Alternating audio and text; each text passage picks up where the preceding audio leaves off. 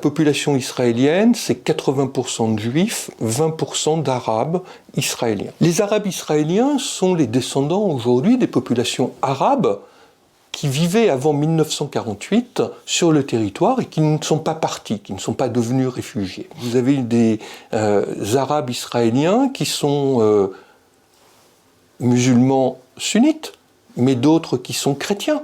Il y a une multitude de possibilités religieuses. Dans les territoires conquis en 1967, les Palestiniens qui y vivaient n'ont pas la nationalité israélienne, ils ont conservé pour la plupart la nationalité jordanienne ou des nationalités diminuées de type résident. Si vous êtes né à Jérusalem-Est, si vous êtes palestinien, vous n'avez ni la nationalité jordanienne ni la nationalité israélienne, vous êtes résident de Jérusalem.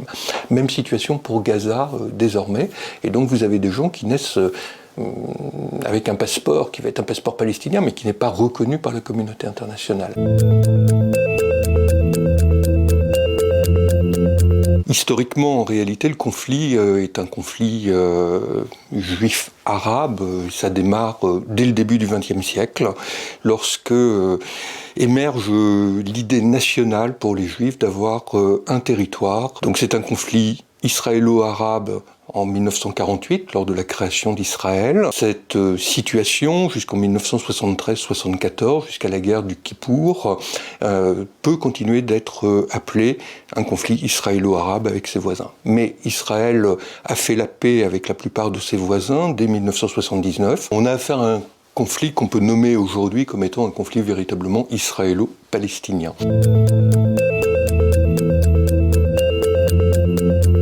La date importante en réalité, c'est la décision de fin novembre 1947 à l'ONU, où par un vote majoritaire, les membres de l'ONU s'engagent à la création sur le territoire de la Palestine anglaise d'un État juif qui s'appellera Israël. La Palestine, c'est un pays, mais ce n'est pas un État au sens juridique du terme. C'est un pays parce que vous avez des habitants, vous avez des gens qui revendiquent une nation palestinienne à proprement parler. Ce n'est pas un État parce qu'il n'est pas doté de toutes les fonctions régaliennes d'un État. Le contrôle total d'un territoire, une monnaie, une politique étrangère. L'autorité palestinienne a une reconnaissance internationale. Elle est présente à l'ONU comme observateur depuis 1974. Mais elle n'a pas la possibilité, là, de jouer le rôle d'un État à proprement parler. C'est d'abord une ville qui est 3 fois sainte. Pour Israël, depuis 1980, Jérusalem est réunifiée et c'est la capitale intangible de l'État d'Israël. Pour la communauté internationale et pour l'ONU, jusqu'en 2020, Jérusalem est une ville qui doit être considérée comme partagée en deux, une Jérusalem-Ouest qui serait israélienne, une Jérusalem-Est qui serait palestinienne, rattachée à un territoire palestinien, voire à un État. Le Hamas, c'est l'une des deux organisations qui est présente à Gaza. C'est d'abord une organisation de type politique qui s'est constituée dans les années 1980 et qui est directement l'émanation d'un mouvement qui est né en Égypte en 1928, qui s'appelle les Frères musulmans, et qui a comme particularité d'être un mouvement de renaissance religieuse qui entend affronter la modernité en retournant aux sources du premier islam. Ce mouvement, du même coup, s'est doté d'une organisation militaire armée et apparaît comme étant une organisation terroriste aux yeux de la communauté internationale. Elle refuse l'existence d'Israël reconnue internationalement. Et de ce point de vue-là, du coup, Israël et la communauté internationale ne peuvent pas parler avec cette organisation officiellement, puisqu'elle remet en cause l'existence d'un État reconnu internationalement. Le contexte politique israélien, depuis 2 ans, on a des gouvernements extrêmement faibles. 4 élections se sont succédées à la Knesset, à l'Assemblée nationale. Les 4 élections n'ont pas donné de majorité. Benjamin Netanyahou, qui est un homme de la droite conservatrice, qui souhaite rester au pouvoir à négocier, à favoriser les groupes les plus ultras, à encourager des discours et des manifestations menées par ces groupes extrêmement minoritaires. C'est quelques points de pourcentage d'Israéliens qui sont concernés, mais il y a eu une radicalisation du vocabulaire là.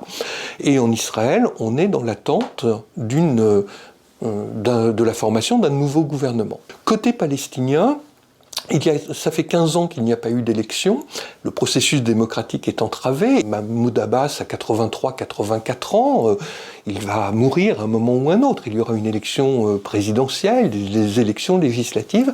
Il y a donc une concurrence entre les différentes organisations palestiniennes. Et apparaître comme étant le meilleur défenseur du peuple palestinien contre Israël, c'est un élément important.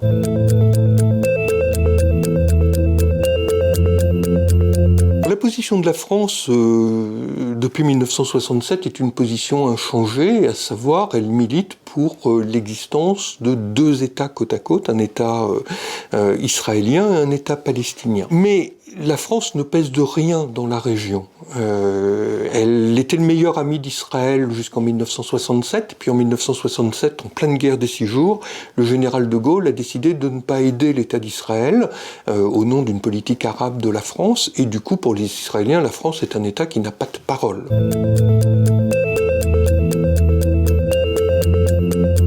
La communauté internationale a voté des textes qui sont inapplicables en l'état. On ne peut pas dire il y a un bon, il y a un méchant en termes de droit international. Ils ont des lectures du droit international qui sont fondées sur le flou créé par les grandes puissances. Le point acquis, en tout cas d'un point de vue droit international, c'est la possibilité de la création d'un État palestinien. À quelle échéance, on n'en sait rien, et la légitimité et la légalité d'un État israélien juif créé depuis 1947. La suite, pour l'instant, elle est sombre. L'idée de deux États semble impossible parce qu'il faudrait évacuer nombre d'habitants israéliens de Cisjordanie. Ça va pas être si simple que ça à faire pour l'État israélien si un jour il décide de le faire. Il risque là d'y avoir véritablement une guerre civile entre Israéliens.